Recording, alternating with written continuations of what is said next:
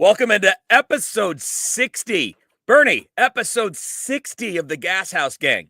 How about that? That's a lot. Episodes, man. We're just getting rolling, too. We got a whole baseball season in front of us. Every day analysis, all kinds of stuff, man. It is very cool to be here. We're going to be hitting 100 before you know it. And just wait till the season starts, a regular season. Well, plus we'll have a lot to talk about during spring training. And so people need to not only subscribe to the Gashouse Gang, you go to YouTube and do that. If you go to the KMOX YouTube channel, you'll see it under there. But tell your friends about it too, because this is pretty unique. There's no one in the market doing anything like this. So you're guaranteed to have at least two and in one day 4 KMOX sports guys talking 5 days a week. Minimum of 2, maximum of 4 per episode.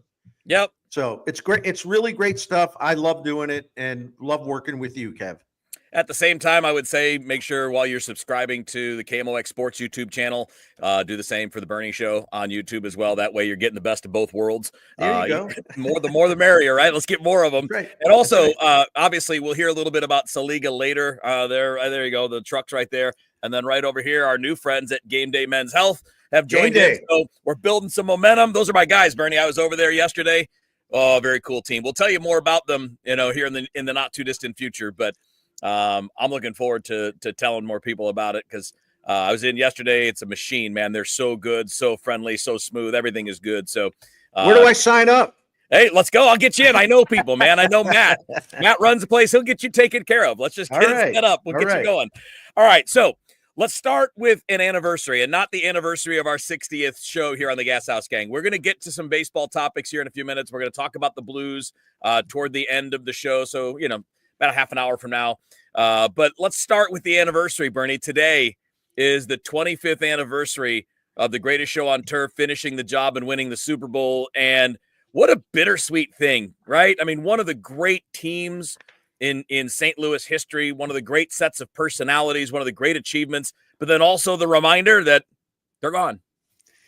Yeah, and I don't know. I don't know what to say about that. I mean, that's the terrible final bottom line, but I like to just remember just how great it was for those 3 years. And even a little bit beyond that. And even just getting the Rams, the 1996 season was a lot of fun, even though they were 7-9, or the 1995 season, pardon me. But it was a losing record 4 straight years. And then 1999 happened, which was just incredible. But I don't know, Kev. I'm like philosophical on this, and I know I'm probably in the minority, and that's okay. But the memory of the greatest show, Rams, which was one of the great offenses in the history of pro football, even now, they stand up to anybody. I don't want to contaminate my own beautiful memories by thinking about bad people and bad stuff that happened. You know what I mean? Yeah. Because it's like I say all the time. It's like, when you're talking about something so precious like the greatest show on turf in that 1999 Super Bowl championship, I don't want Roger Goodell in my head. I don't want Stan Kroenke in my head. Like why take away from your own beautiful memories by obsessing over those gangsters? You know what I'm saying? Yeah. It's a good point. It's not my thing. It just isn't. It's not. It's a great point. It's a great point. So let's focus on the football side. And this was years before I got to St. Louis, so I didn't have the connection that you did to the team and being there every day. My only story to start with that was preseason that year. I had a caller. I was doing an national overnight show on Sporting News Radio, and we were just talking football, probably training camp. It was right after Trent Green got hurt. And we had a caller from St. Louis. I was like, hey, you think they can make the playoffs? And I just laughed. I'm like, no. If you had your quarterback, sure, there's a lot of talent there, but no. And then, of course, what happened? But the greatest show on turf. The thing about it is they really made some improvements in that offseason. And, getting Marshall Faulk was a coup, and they basically gave up very little for him. They signed Adam Timmerman as a free agent who won Super Bowl in Green Bay, team leader type guy. They drafted Torrey Holt. They brought in Trent Green, who gets forgotten in the greatest show story because Trent Green was a free agent. Mike Martz had coached him. as the offensive coordinator or the quarterback's coach in Washington. And he told the Rams, you got to sign Trent Green. He's just what we need to just change the culture of this thing. And they signed Trent Green, and Trent Green made a huge impact early on. He never played a regular season game. He got his knee blown out in the third exhibition game, cheap shot by Rodney Harrison. But before that awful event happened, Trent Green had shown all the Rams who were used to losing and just felt no direction. He instituted a winning mindset and a mindset of dedication and professionalism. And he really, really changed the culture during his time there, like all the way through training camp until he got hurt. So he always deserves special mention because he was a transformative figure. Ironically, he was, even though he never played it down. But I remember the night that Trent Green got hurt, and it was devastating to the Rams. And I was telling Chris and Amy this. I called John Shaw and Jay Zygmunt real late at night, the night it happened, Saturday night. And they could barely speak. They were so down and depressed and just demoralized because they thought they were going to be really, really good.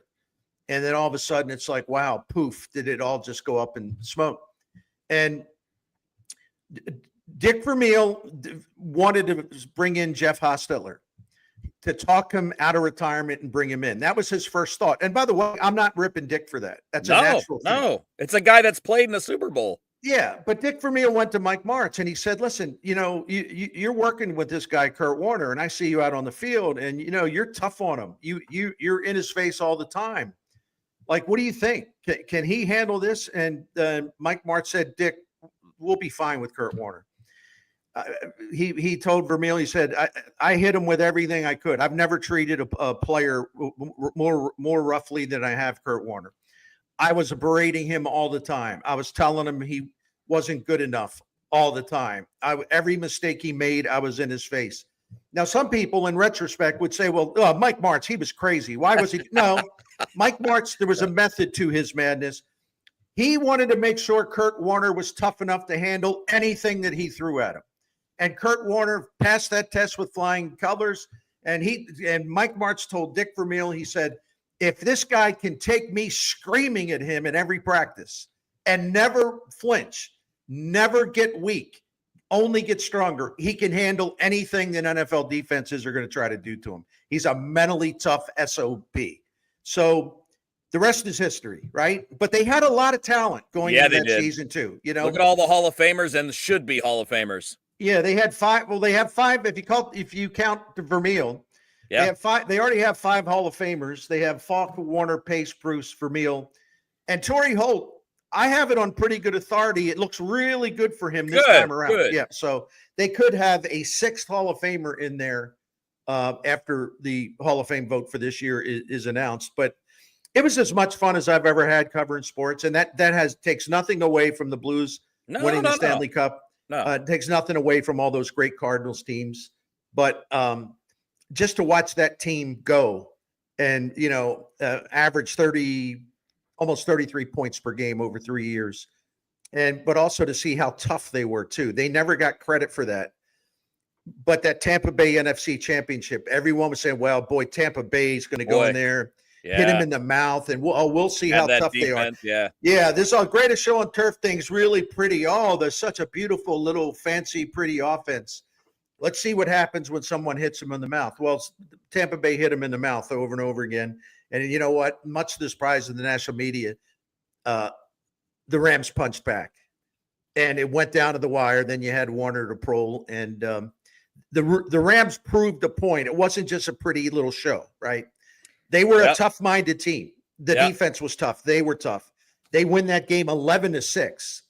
And pretty remarkable when you look at that. And I thought, if they can survive that, because that was the closest they came during the regular season to really being, they lost some games. They lost 3 games. Right. But to really being kind of exposed as, quote, a soft team, a good team, but a soft team. I told it Jim Thomas and I talked about it. So, there's just no way they're going to lose this Super Bowl because they're mentally and physically tough and they don't get enough credit for that. And that's what happened in the Super Bowl. They got beat up in the second half. 16 straight points they allowed. But in the end, Warner hits Bruce. Javon Curse is breathing on him and so close to him that Warner had to get rid of it earlier. He underthrew it. Bruce makes this great play, 2 minutes left, 73 yards. And then the defense, it got a little scary, but the defense made the stop. Mike Jones, 1 yard from the end zone, tackling Kevin Dyson. Again, mentally tough. So I love that team. I love the memories. I love everything about the experience of watching them and covering them. And just 2 points of perspective for some of our younger people that are watching or listening, depending on when you're consuming this, whether you're watching us live or podcasting later or listening to KMOX later on. That kind of offense wasn't common then. No. I mean, like now offense is much more prevalent. And if you were to compare it on an adjusted scale, you would see the difference. That would be like a team now scoring 38, 40 points a game. Right. I mean, like so people just have to understand that time was before a lot of the rules changes that benefited offense, a lot of the different things that have gone on. So that was even more innovative and impressive than you think when you just hear those straight up numbers. And then the second side of it was that Tampa defense was historically great. That was one of the best. I mean, they won a Super Bowl with that group, with Brad Johnson at quarterback. And I'm not trying to pick on Brad Johnson, just saying that's how good that team was. Right. So there's no fluke involved in any of this. And that was an innovative team. Yeah, the NFL at that time, everyone was trying to, not everyone, but most offenses in the league were trying to run the West Coast offense or a variation of it. And it was highly successful. But after a while, it sort of became the norm. It was good, but there was nothing unique or special about it.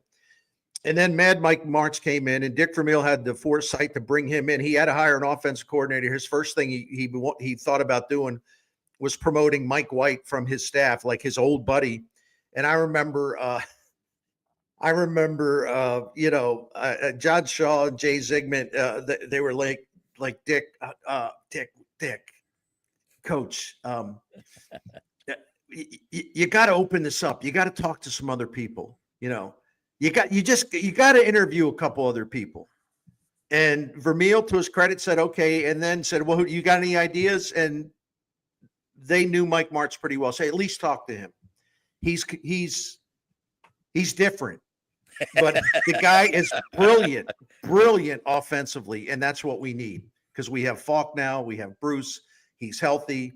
He's going to be healthy. We're probably going to draft a wide receiver. We've got, Orlando Pace is coming into his own, and we need someone to kind of make all this work. At least talk to him. And Vermeil talked to Martz, and they hit it off, and Vermeil loved him and still does, and vice versa. So some things had to happen.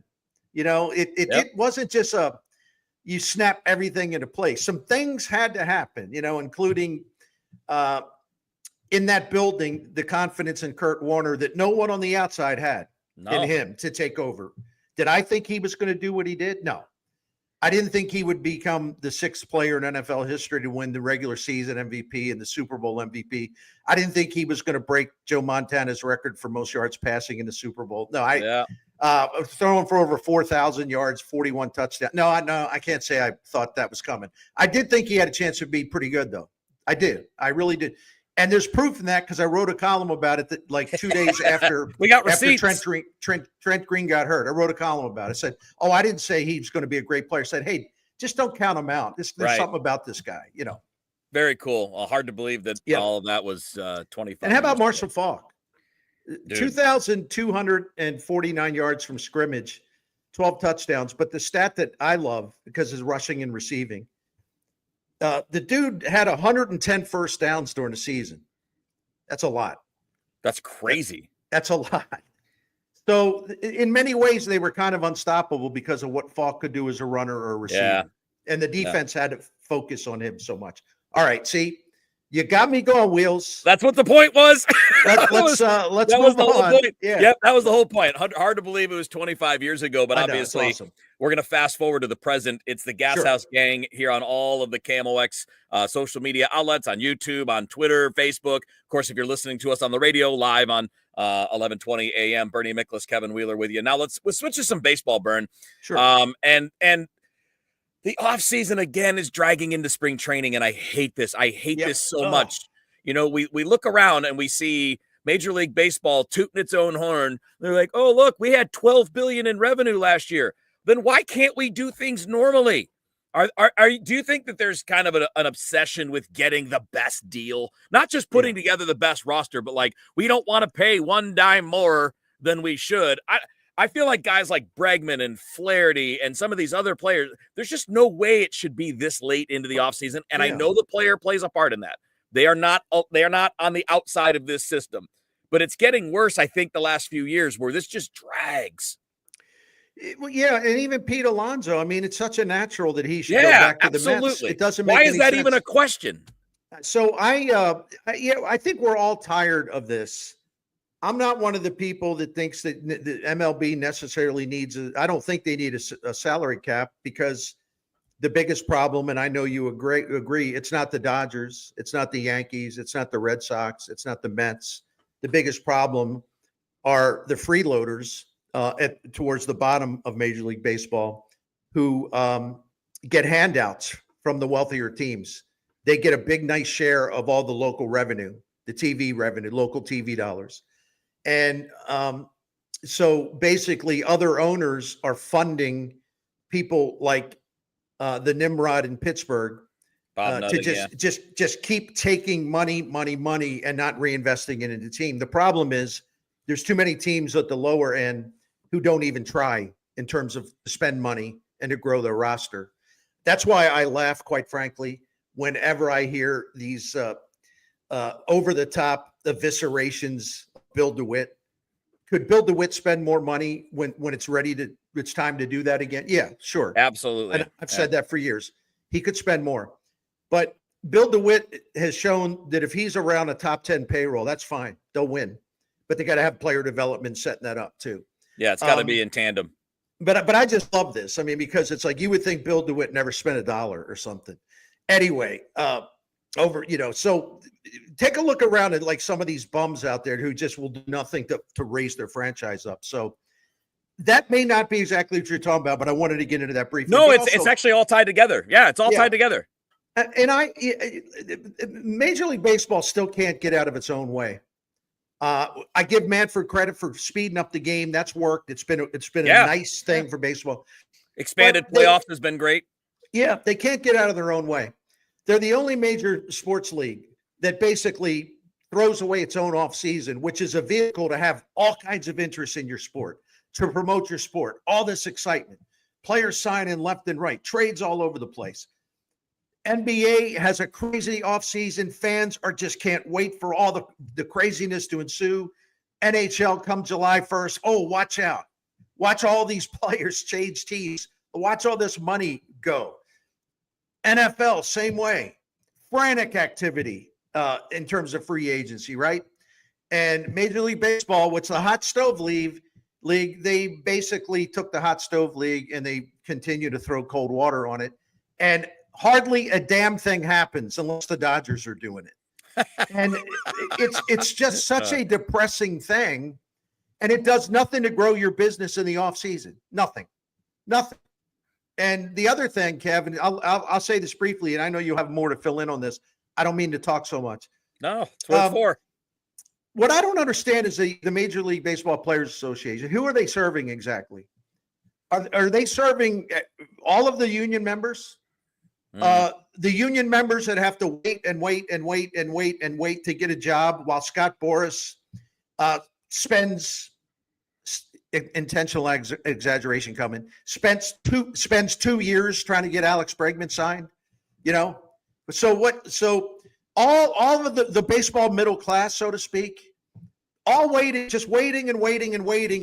while Boras and the top tier clients, top tier free agents not only get their deals, but they take forever to sign the damn deals, right? What is it? Where's the Major League Baseball Players Association? So what? The only guys who count are the guys at the top of the scale in free agency. The middle class ain't benefiting, that's for sure. And we know the low end's got to look for crumbs in spring training. Oh, well, I got nothing else. I better sign with that team. Go ahead, man. No, I'm with you. I think it's a sign of a bigger problem, and it actually is a similar problem both for the union and for owners. I think they play too much time kissing up to the biggest people. Like, if you want to fix this sport, this is not about players versus owners. This is about owners amongst themselves getting together to do better. This is 30 teams and they're 30 parts of the same business. Yeah, they compete for market share and wins, but it's like 30 McDonald's franchises. You're not trying to put each other out of business. You should be trying to grow each other. And what we have is a top tier, the spenders, they just want to dominate. They just want to blow everybody away. They don't want to share more. They don't want to make it so that it's a lot more balanced, kind of like the NFL, right? People talk about salary caps. Salary caps are garbage. They mean nothing. The reason the NFL can be what it is because the Packers can spend what the New York Giants and the Dallas Cowboys can spend because the revenue is shared to that level, where a non-market, Green Bay is a non-market. It's not a TV market. It's basically a village. And I'm being a smartass, right? I'm being a smartass from the pro sports perspective, right? It is the smallest pro sports market in the United States, but they can spend what the Giants and the Cowboys do because the Giants and the Cowboys, a long time ago, before anybody thought of this stuff, decided, went along with the league and said, yep, you know what we need to do? We all need to be equal. We all need to be as equal as we can. And yeah, we'll have some advantages being in the bigger markets, but we'll be basically equal. And the top tier owners in baseball have no interest in that. And, not only do we need to make sure that they share more, but they should be making the guys that are 22, 23, 24, 25 and below in payroll should be getting on their asses to raise that payroll, because the sport is better when everyone's better. You grow your future when generations of fans in Colorado and Pittsburgh have hope. We've got, this is the problem, is these two groups of people won't work together. The big boys just want to kick everybody's asses and outspend everybody. The little guys don't want to do anything but shove league money into their pockets. And they should all have the common sense to work together to grow the business, as opposed to trying to just pocket some cash or dominate with the checkbook. No, totally right. And it's surprising how much local revenue that Major League Baseball teams do share compared to the NFL. The NFL's got a huge advantage over, certainly baseball, because the national TV money, various platforms, it's massive. And there's no local TV, right? Everything is national, right? And so that gives all 32 teams basically an equal chance, because they share that national TV broadcasting, all streaming, everything. They share it in equal slices. And so you have everything you need right there, even before ticket revenue, local revenue, marketing deals, such like that. There's no excuse whatsoever for an NFL team to be bad for a long time, for example, because they may not have as much local revenue as the Dallas Cowboys or whatever. Right. But Crimea River, they have all the resources they need to be as good as they want to be if they're smart enough to do it and if they want to do it. And Major League Baseball, it's not that way. The system is kind of backwards in that, again, because you talked about it, I talked about it. They keep giving handouts. They keep cutting checks to lower end franchise in terms of market size. And those owners are not motivated to change anything. The Cleveland Guardians are really smart. They get a handout every year, but they have a great organization set up. They draft well, they develop well. They're just really savvy. So they outperform their weight class. They outpunch their weight class. But there's too many. And I think the guy in Kansas City, the new owner there, I think he's doing a nice job. He's doing a nice job. Yeah. But there's just so many more teams that need to just pick it up, and they don't. So we had a thing say, well, the problem with Bill DeWitt, we had one of our watches. We'll dig into that in a second. He's content with mediocrity. He doesn't want to do anything except count the people walking in. Okay. All right. I guess then it doesn't mean anything that since he's been the owner of the Cardinals, they're fourth in Major League Baseball in wins regular season. That's mediocre, Bernie. The top three in postseason in terms of victories.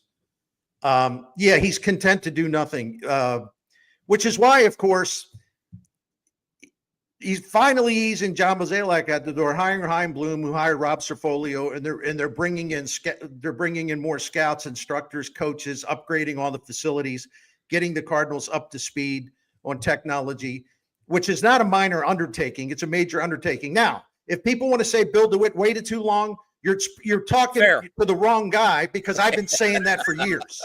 Why are they letting the player development thing collapse? Right. Because that's his thing. So there's room for criticism. But once again, way too many one-issue voters out there. All it is with them, it consumes them. Payroll. And they ignore everything else about what makes a successful baseball team. And they don't even know their own team's history.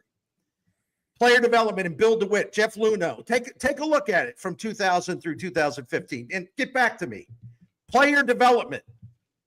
So, But no. People want him to be stupid with his money. People still want, we'll spend some money. Why would you want the current regime to spend money when you got a new guy taking over after the end of the season? But you can't even reason with people who are the payroll fetishists. You just can't. There's just no way. That's all they care about. We're going to dig into that more in a second, Bern. Tell us about Saliga first. I went for it now. Oh, there's more, though. We got more meat on that bone. We're going to get into that more in a second. I want to let you. Then you need to take that. All right. We'll do that after we hear about Saliga. Saliga Heating and Cooling, and I do need some AC right now. In fact, let me click on my mini split right here. There, I did. I just clicked it on. Good. The Saliga Heating and Cooling, American Standard product there. The mini split cools off my office. Saliga Heating and Cooling has been doing this since 1927, continuously owned by the Saliga family.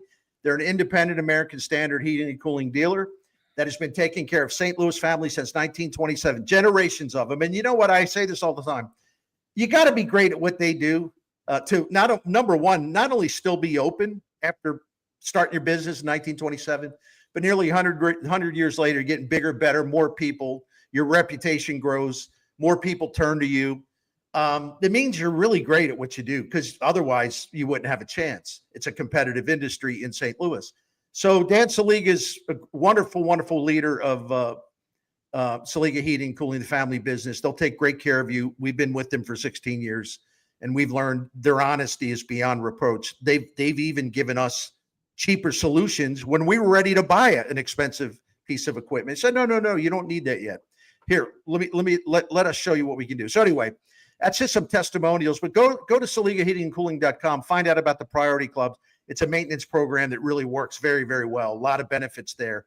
Financing options available, subject to credit approval. Go to SaligaHeatingandCooling.com for the phone number. That's SaligaHeatingandCooling.com. All right, Bernie Miklasz, Kevin Wheeler with you here on the Gashouse Gang. We got some Blues talk coming up in a few minutes. I wanted to finish up on that, Bern, because I think there are a couple things there that we can add to the conversation.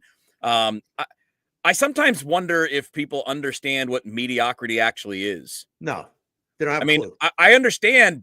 See, this is the thing. There is failing to meet expectations, which is a valid, fair, accurate criticism, right? This team sets expectations at a high level, and they have not met those.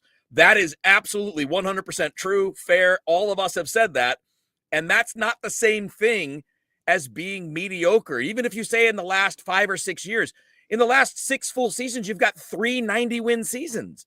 That's not great. That's not world beater, but it ain't mediocre. Mediocre's 500. Do you know how many 500 seasons the Cardinals have had in the last 25 years? Like 2. Like that. So like it's just perspective. And this is what I argue with people about on Twitter. It's fine to have your valid complaints. Don't exaggerate. Don't exaggerate the problem. This team sucks. They're just mediocre. Like, guys, it can be disappointing and underachieving. Underachieving to me is the number one word. Underachieving is what's happening. And that's why these changes are happening.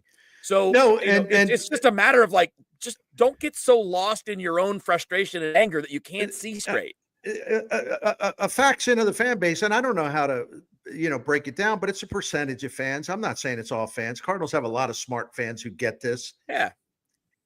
And there's plenty of reasons to take issue with, the direction of the team under Bill DeWitt and John Mozeliak the last several years. Even after that 100 win season in 2015. They went 3 years in a row not making the playoffs, and they hit another situation here the last couple years. No, and they let everything. They let their model get outdated. They didn't take care of their business in terms of maintaining the high standards for player development. So instead of having young pitchers and young hitters and guys who are like really good supplementary talents coming through your own system to help the Pujols and to help the Molinas and to help the Wainwrights and on and on and on, the Cardinals all of a sudden were not having that homegrown talent just funneled to the major leagues. And once they did, so they let things slip, and they should have never let it happen. And they they talked themselves into believing that the model was fine. Hey, we're the Cardinals. Look at how much we've won. Most teams, a lot of teams, whatever, not only caught the Cardinals, but passed them by in areas where the Cardinals were once the industry leader, like analytics, metrics, hiring Jeff Luhnow, bringing in this brilliant team of analysts who could identify talent better than the traditional way. And they just let all of that kind of erode, and that's on their fault. That's their fault. So if anybody, see, this stuff doesn't play on social media because there's not enough outrage. Right. Well, they really need, they let their technology slip. They let their staff of analysts slip. See, you don't get the fake tough guy cowboy points because, we don't get rage engagement on that. No rage engagement on that. So you can go home and, you can look at that. Oh, wow. Look, I got 20 likes. Wow. I'm a star. Anyway, that stuff's not rage worthy, but they happen to be the reasons why the Cardinals went into decline. Yeah. Bill DeWitt belatedly, but he is doing it. He's bringing in a new regime. They're getting smarter and smarter and smarter, and they are going to revive their player development system, which needs to be done. It wasn't an option. It was a necessity. So I have no problem with Cardinals fans who are ripping ownership, management, whatever. Only thing I wish is that the criticism was more on target. There's plenty to criticize. Don't be part of the angry performance artist rage mob on social media because they don't hit the target. It's all with them. It's all about payroll. Yeah. And they ignore all the other things that actually made the Cardinals great. The Cardinals very rarely in Bill DeWitt's ownership have had a top 10 payroll. They've usually been around. They've gotten in there a few times. Yeah, but 11, 12, 13. They're usually around 9th, 10th, 11th, something like that. When they won most of all, they were in that area. But they've also had great teams with the number 12, the number 14 payroll. Yeah. People don't get it. They don't want to hear it. No. It's not good. It's not good for your performance artwork on social media that's going to get you attention with all the other rage merchants. All right, so I have 30 seconds before we have to take a quick break and switch topics to the Blues. But I wanted to address one part of this. And Aaron, we love you, buddy. Everybody that comments, whether you fight with us or not, that's cool, man. It's just guys talking sports. If we were all sitting in a sports bar somewhere, which we should do someday, we'd just be buddies arguing. That's all it is. But this idea that it's championship or bust, wins or the season, win a World Series or the season of the failure, do you hold yourself to that standard? And if you do, why don't you own the team? If only championship level performance is good enough, why don't you hold yourself to that? Why don't any of us hold ourselves to that? I'm not trying to be a jerk. I'm just saying, man, like that is not a reasonable take, like championship or bust. Yeah. One team wins, 29 go home unhappy every year. That's not how it works. I'm seriously saying this as buddies, because if you were one of my buddies sitting around, I'd be telling you the same thing. And hopefully one day we'll do this. We'll get out and do this at a sports bar, and we can have some fun in real life doing a show, the Gashouse Gang, and have everybody out there with us. All right. Speaking of that, if you're a top 5 major league franchise in postseason and regular season success for 30 years, right? You're a failure because you didn't win 30 World Series. You're a failure. I guess it's championship or nothing. Boy, that's a really smart, logical way to look at things, right? I should think about that. So Bill DeWitt, 29 years, all the times they made the playoffs, all the postseason games they won, the pennants, the World Series, playoff victories stacked of one on top of the other, model franchise for a long, long time until they let it slip. But because, he's actually owned the team 29 season, it'll be number 30 this coming season.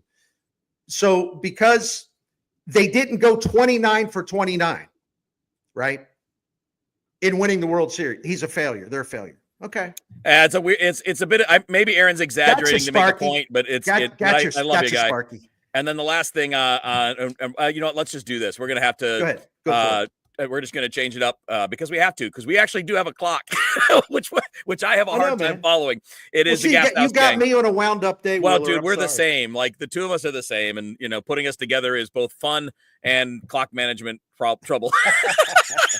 All right, it's Bernie Miklasz and Kevin Wheeler with you on the Gashouse gang. Bernie, tell us one more time about Saliga, and then we'll talk. Be happy to do it. More about this priority club. You know, Saliga Heating and Cooling. They're always doing things to make their business even better and better for you.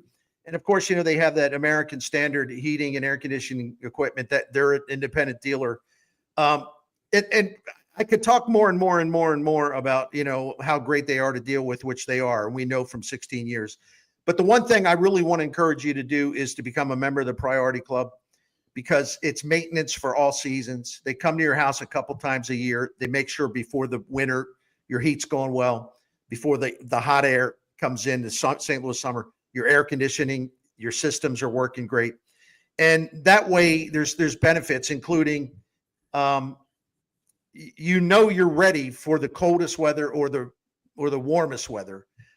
You know that everything is safe and up to speed, and that there will be no surprises, which means you get peace of mind because you know everything is safe and secure and working the way it should. That also saves you money, because if you have maintenance on a regular basis, it extends the lifetime of your equipment. And so you don't have to buy expensive equipment more than you should, you know, because you can keep your systems running for a long time just simply by getting in a maintenance program that gets them service a couple times a year. So go to SaligaHeatingandCooling.com. Financing options available, subject to credit approval. Go to SaligaHeatingandCooling.com.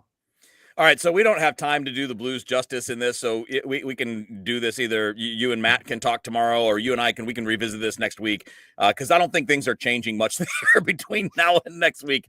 It's not been good, but I don't want to do 2 or 3 minutes on that and not do it very much depth. But we can finish up on this Cardinals conversation, and KT is watching us on the stream and commenting, and this is an interesting point, and I think we agree with this.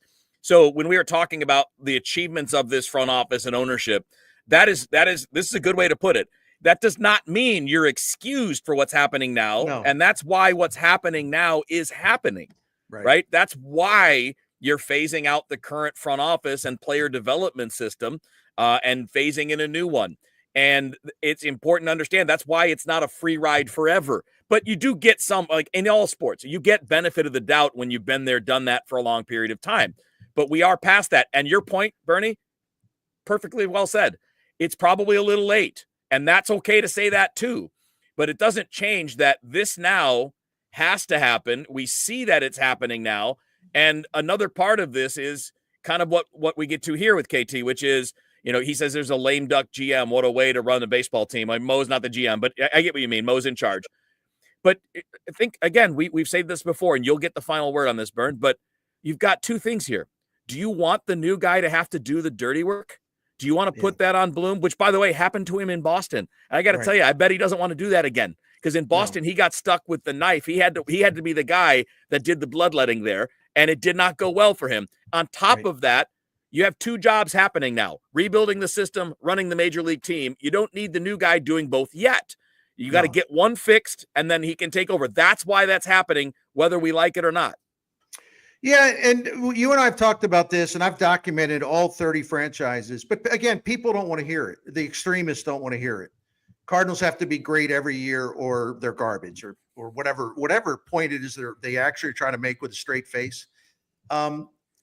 Every major league franchise, including the ones we now venerate as like being the motto, oh, they're so incredible. Every major league franchise during Bill DeWitt's time as a Cardinals owner has gone through cycles where you're like, wow, they were really bad for a long time. I mean, the Braves had 4 consecutive losing seasons. Yeah. The Phillies went 10 seasons without making the playoffs. But by the way, the on the Phillies, on the Phillies, Bernie, you get this too. And everybody's like, that's a team built to win it all. They haven't won jack squat the last few years. Yeah, I mean, and before that, 10 straight years without being in the playoffs. And but you can't appeal to the logic or perspective of the extremists because they don't have any. Like when the Cardinals go into a slide, it's the only team in the majors that this has ever happened to. Yeah. They need to be more like they need to be more like this. They need to be more like that. What they need to be, and I've said this a million times, is they need to be smarter than the Milwaukee Brewers, who have kicked the Cardinals behind since 2017, despite spending $470 million less on payroll. Tell that to the extremists. They'll look at you like, what? Because wait a minute, it's about payroll. So the Cardinals, they're trying to win. The Brewers aren't. No, that's again, you got it all wrong. You got to be smart. That's where it starts. And you got to develop your own players at a good rate. It's not just the payroll. All right. I don't know what else to say. Good last word. We'll wrap on that. You and Matt Pauley will have the Gashouse gang tomorrow. The four of us will be back on Monday. God willing, there'll be some more movement in baseball that might get Nolan Arenado to a destination that he prefers, and get the Cardinals what they're looking for. In the meantime, Bern, we'll talk to you on the Dave Glover Show tomorrow. And have yourself a fine day, sir. All right. Sorry for raging. Oh, no, it's what we love, man. Thank you. You and I are the raging brothers. It's therapy. It's therapy. All right. That's the Gashouse gang on KMOX and all of the KMOX social media channels.